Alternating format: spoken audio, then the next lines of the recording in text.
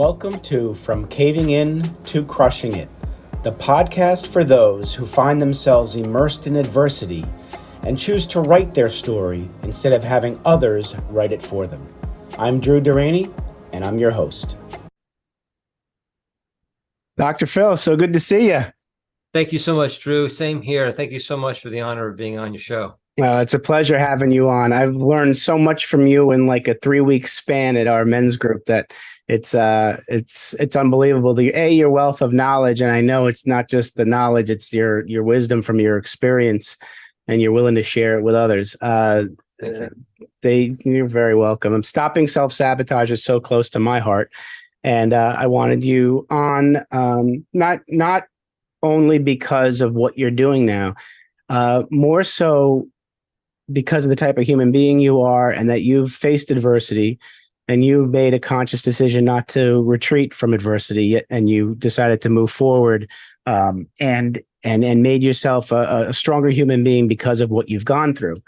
In life, we're taught, and it's no knock on our parents because it's what they were taught, that life is linear, that if we do A plus B plus C, D is going to happen. And it's not true.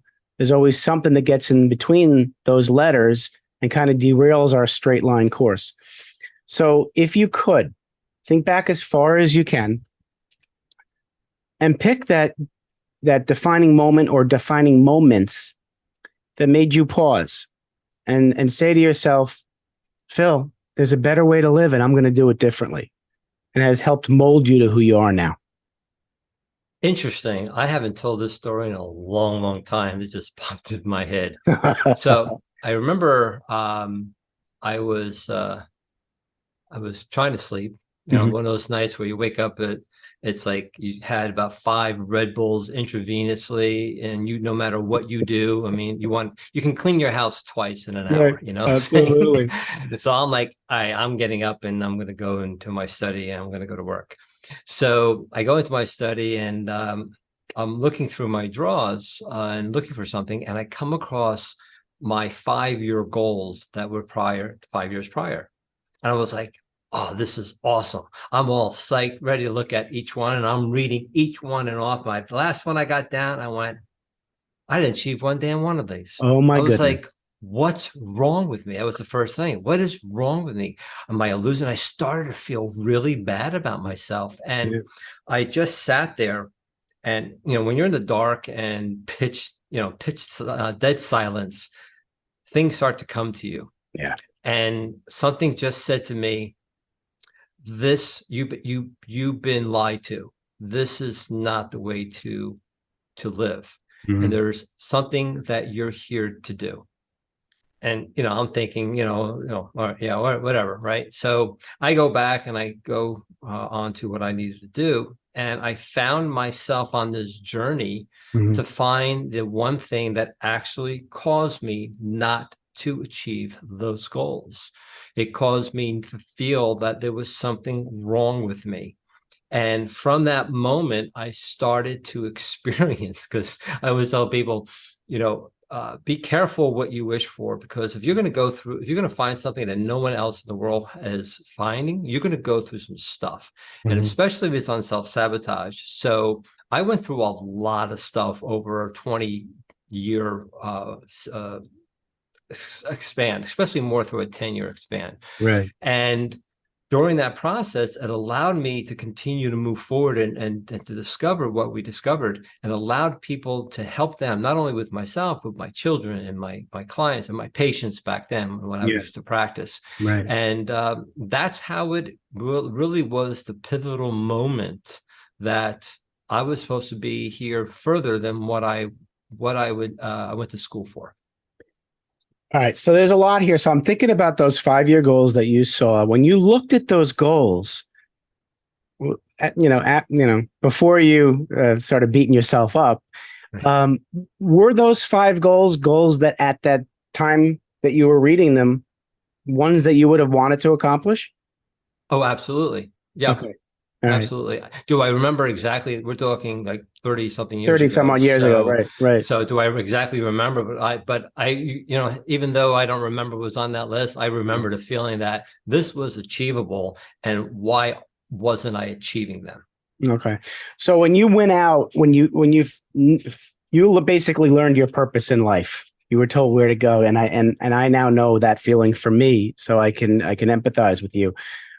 What was your next move? Was it diving in to learn what causes self-sabotage, or was it an iterative process before you got to it was a self-sabotage thing? Yeah, it was to a point of, as I was moving forward into some of the things that was happening, trying to figure, okay, what do I do? And before that, I was listening to Rowe and Robbins, and I had all the cassette tape programs. Remember Right. cassette Yep. tapes? I That's how remember far cassette back I tapes. Yep. get. And realizing that even though I was doing this, why wasn't what they're telling me working? Right. And I realized that it was really general information that I had to take in and be specified to me. But because I was so close to it, I couldn't see it. Right. And then all of a sudden, I started meeting people and other things. And I met this one woman, and I talk about her in my book, Emily Knight, where she was very more spiritual, and I was very more, very structured, and this is the way it goes. And during the process, we started to look at life and the different steps that nature uses to come back from her storms. And then about a few years later, we split up after doing some seminars. She went her way, I went my way, and I kept on getting download of information of, oh, this is this, try this, and coming up with a very simplistic, complex system that when you use it, it's so simple, I couldn't believe it. So that's what happened. It was just a little bit of this, and then going on YouTube and finding something there, and then watching TV, and something would spark me in my brain. And then some things, 2 o'clock in the morning, I would start getting a download. I would go into my office and I would just like type. And then over 30 years, it took me 30 years to really develop all the stuff that no one else has. Wow. To really figure this out. And I went through a lot, but it was there for a reason, because if I didn't go through all the stuff that I went through, I wouldn't be here talking to you right now. No, very true. Very true. So obviously your experience with researching self-sabotage is much more expansive than mine. I've been doing it for just the last 3 or 4 years, realizing that I'm addicted to self-sabotage, and I'm working on breaking it. I'm gonna hit the QR code after on your thing so I can take a look at the video. But I mean, in what I've learned, people are prone to slippage, where in a matter of milliseconds, you can slip back into the self-sabotage thing. Do people find that with your antidote? And it's beautiful. It's beautiful. See, that's amazing. Here's the thing. Yeah. You will never, ever, ever get rid of self-sabotage. True. You will never, ever, ever get rid of fear. Right. It's your protective measurement. That's what it is. So what we were able to discover was what we call the inborn sabotaging trait. It's a trait that you're born with that helps you protect yourself from the very success that you want. Right. Because when you want that goal, it's subconsciously too painful to get there or to obtain it and sustain it. So we do what we need to do to offset it. So when I tell people there is nothing wrong with you, you're not an idiot, you're not a loser, your kids are not lazy, they're just all in protection. And the reason why you have that conflict is you're both are protecting each other from each other. Right.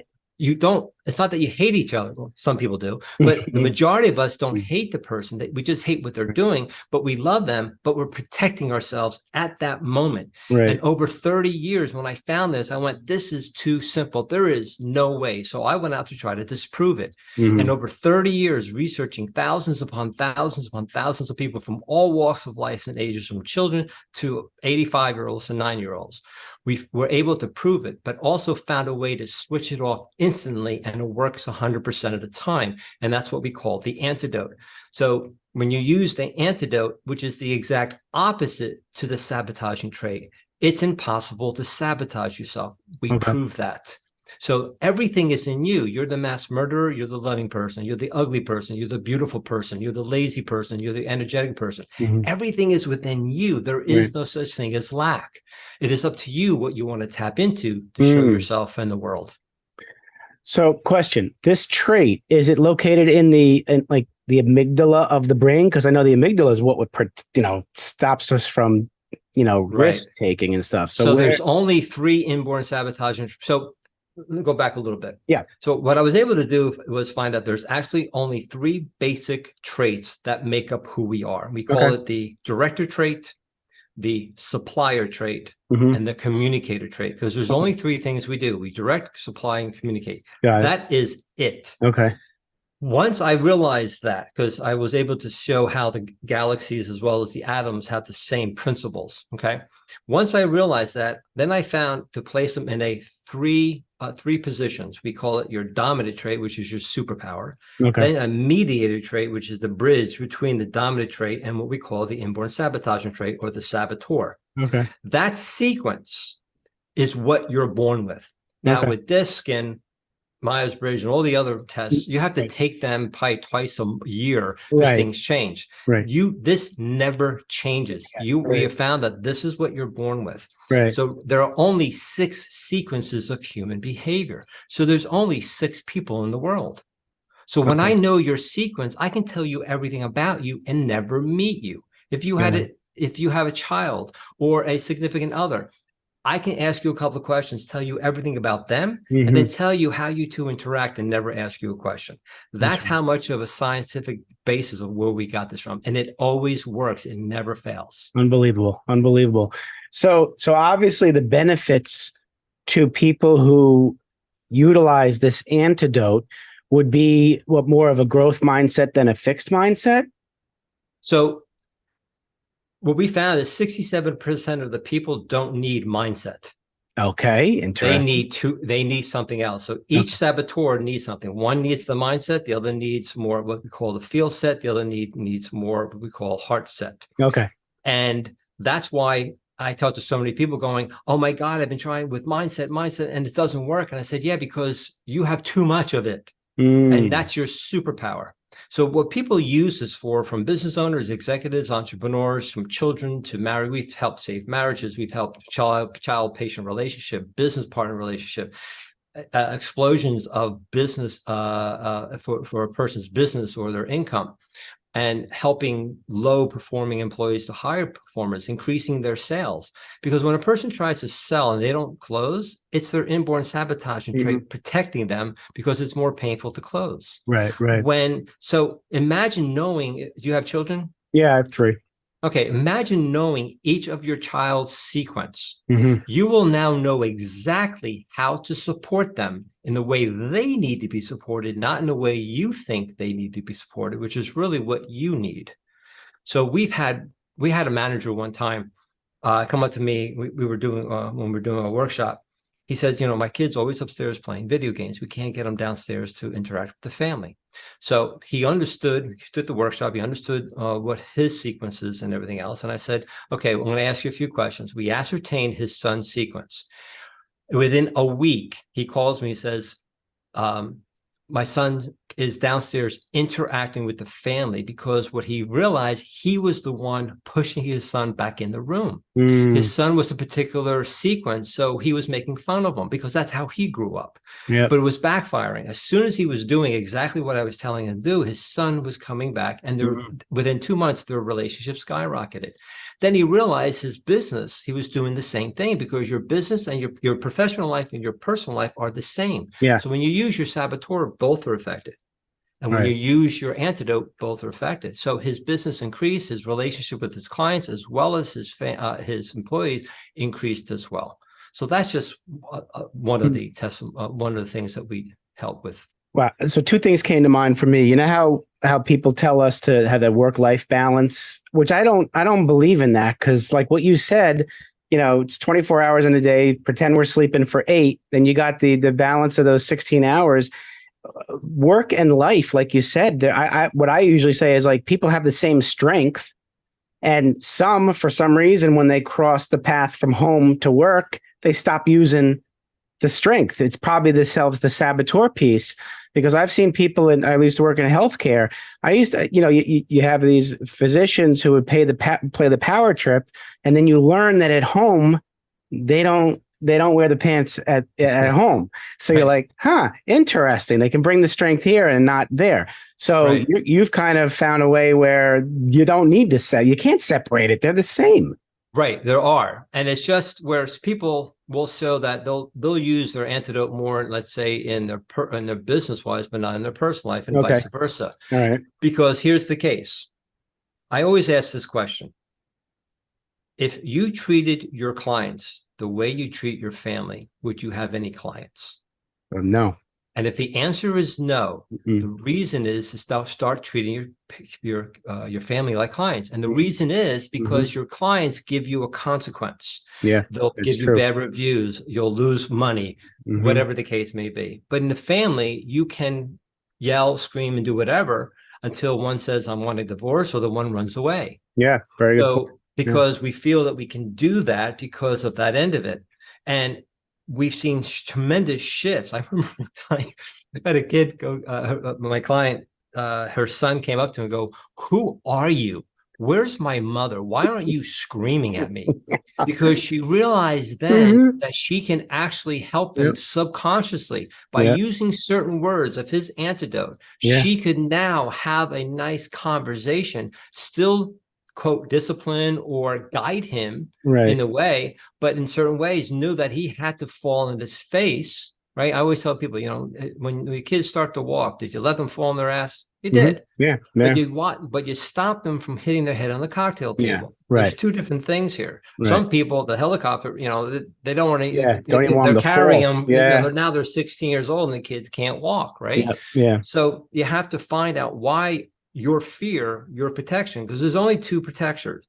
There's the withdrawal and the over-engaging. And what we found was you go back and forth depending on your saboteur. But when you use your antidote, you immediately go into a neutral way.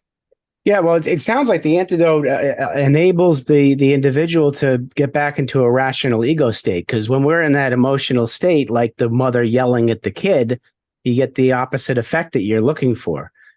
So it brings you back into that rational state.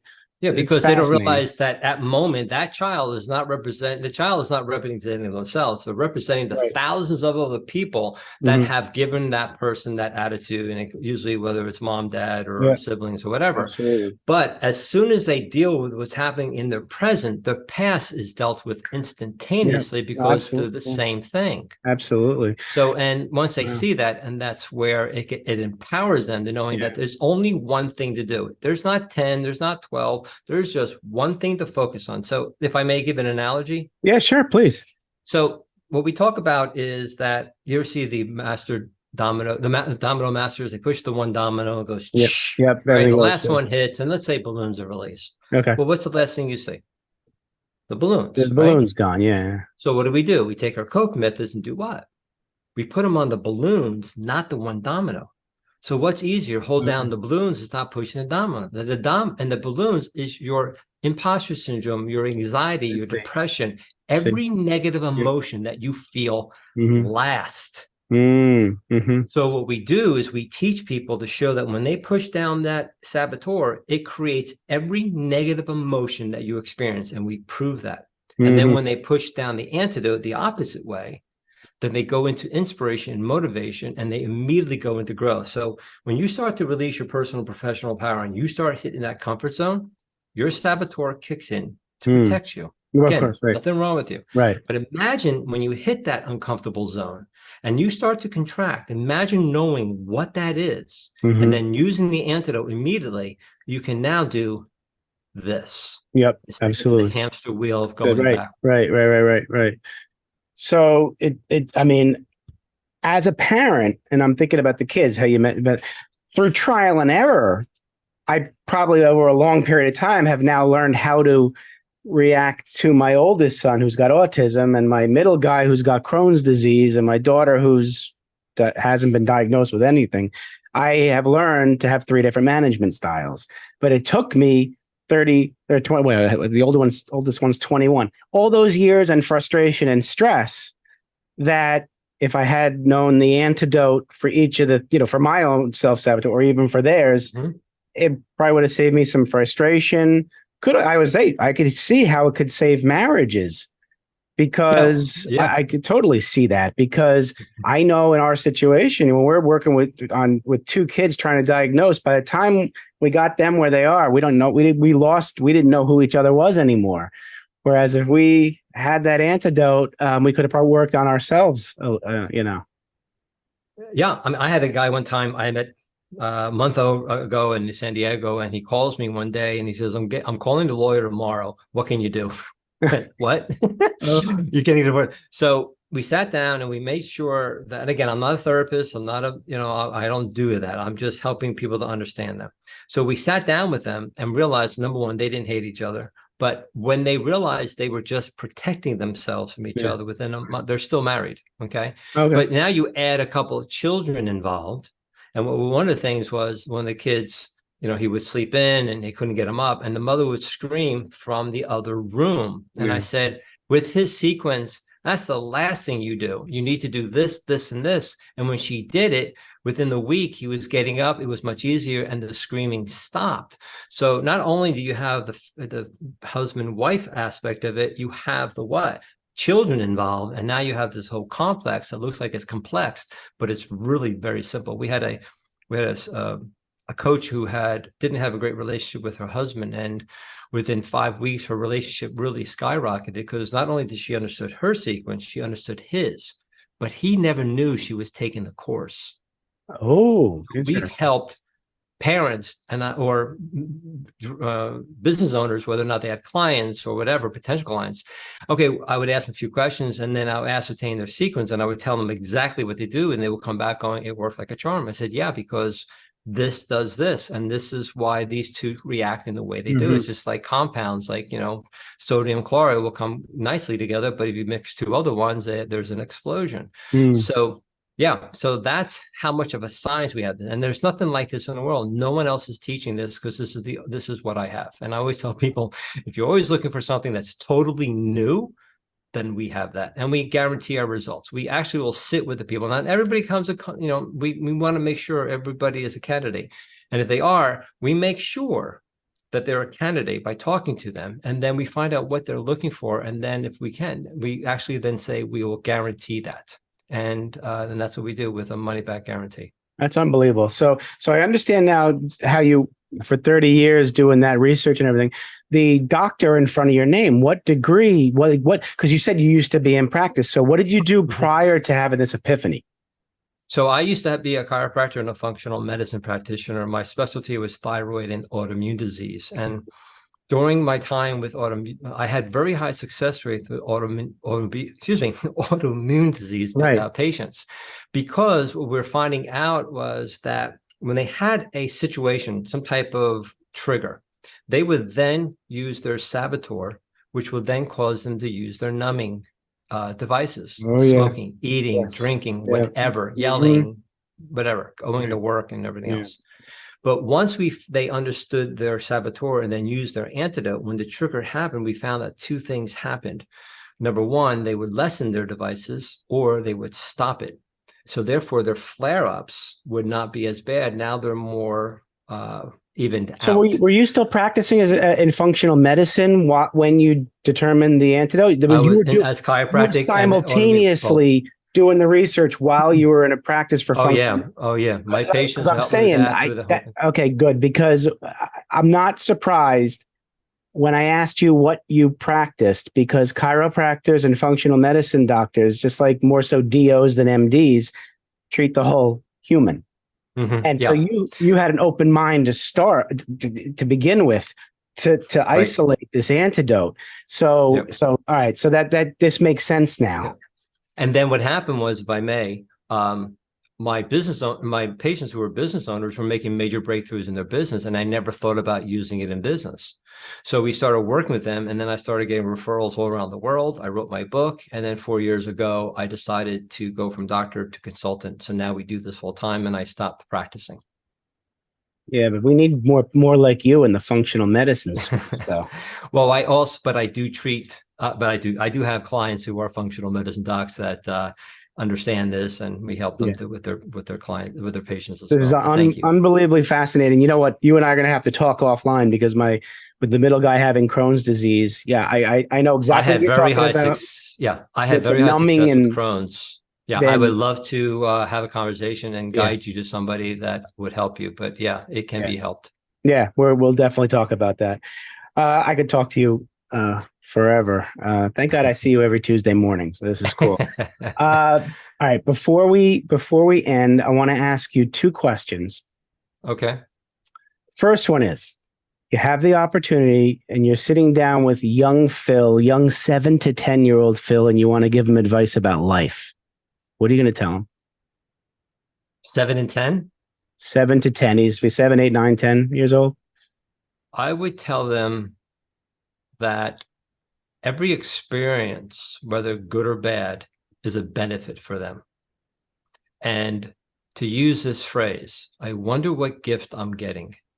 So even though it looks bad and everything else, and you'll learn as you look through this, and I want you to become aware of this, is that when you think something's good, it can turn out bad. And if you think of something bad, it can turn out good. So look at things neutrally as best as you can, but see how it benefits with you. And when if it benefits you, then you can move forward and use that and build it for the rest of your life. That's beautiful. Absolutely beautiful. All right. Switching hats. Now you're sitting down with young Phil, the young businessman, entrepreneur, and you want to give him advice about business. What are you going to tell him? I'd smack him right now. I didn't see that. I love it. Wake up, man. Oh, gosh. What is wrong with you? No, I'm kidding. So I would tell him, find somebody who's very successful at what you want. Yeah. And go pay them what they want and do exactly what they tell you to do, no matter how much, because that money is going to be way less than you to try to figure it out on your own. Yeah, that is unbelievable advice, and it's so true. So true. Geez. And I wish people would listen to that. Okay, you know what? The audience certainly grasped the essence of Dr. Phil Agrios. Did I get it right? Yep. All right, yep, right. Perfect. So audience, you are going to want to get in touch with them. First of all, do the QR code, because when you do the QR code and you watch the 13-minute video, there's a little known trait that derails your success. And they'll learn something from that video. So please do that. And I'm going to do it now. You can't see me because I know this is the audio one, but I'm going to go do the got the QR code right here. Yep, there it is. And I'm going to look at it after we get off the phone. All right. Wow. So it says free training for business owners and executives, the little known trait derailing your success and potential income, how one change can lead to significant results. So that unbelievable stuff, Dr. Phil. So guys, you could also go to transcendnowmasterclass.com. If you want to get to know Dr. Phil. It's definitely well worth it. He's a great man, great human being. Please keep doing what you're doing. And I have to say, I am grateful for Keegan Schaefer for introducing us. I always love to give credit to people who introduce us. Absolutely. I'm grateful you're in my life, my friend. And same here, Drew. At minimum, I want to see you every Tuesday morning. Sounds good. This has been great. Thank you so much for coming on. I really appreciate you. Oh, thank you so much. I really appreciate it, and have a fun week. Thanks. You too. Take care, everybody. Thanks so much for listening. If you enjoyed the episode, please subscribe and give us a review to help others find it. I'd like you to answer this question. Are you living the life you want to live, or are you living the life others want you to live? I'd like you to think about that for a second, because I strongly suggest you live the life you want to live. If you want to learn more about what I stand for and my services and how I'm able to help many men get out of their own way, please go to my website at www.profitcompassion.com. Feel free to also email me at drew@profitcompassion.com. I'd love to have a conversation with you. Take care of yourself and choose to write your own story instead of letting others write it for you.